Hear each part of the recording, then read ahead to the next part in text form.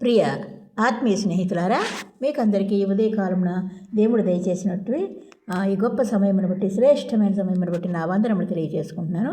దేవాది దేవునికి నా కృతజ్ఞతలు, స్తుతులు తెలియజేసుకుంటున్నాను. మరి ఈ ఉదయకాలమున దేవుడు దయచేసినటువంటి ప్రాముఖ్యమైనటువంటి వాక్యములను మనం ఇప్పుడు కొన్ని చదువుకుందాం ప్రియ స్నేహితులారా.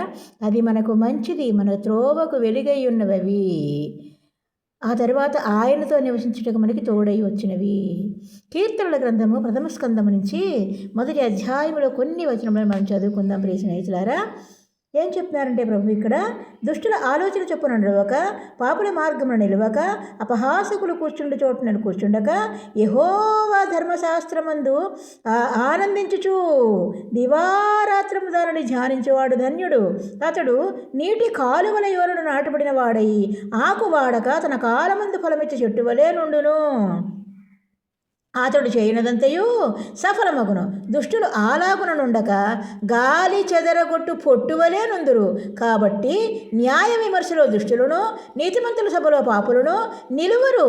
నీతిమంతుల మార్గము యెహోవాకు తెలియను, దుష్టుల మార్గము నాశనమునకు నడుపును. మహాదేవునికి స్తుతి కలుగునుగాక. అందుకని మనము ఆయన మార్గములో నడుచుట, కూర్చుండుట, ఆలోచించుట మనకు శ్రేయస్కరము, శోభస్కరమునై ఉన్నది. ఆమేన్. Praise the lord.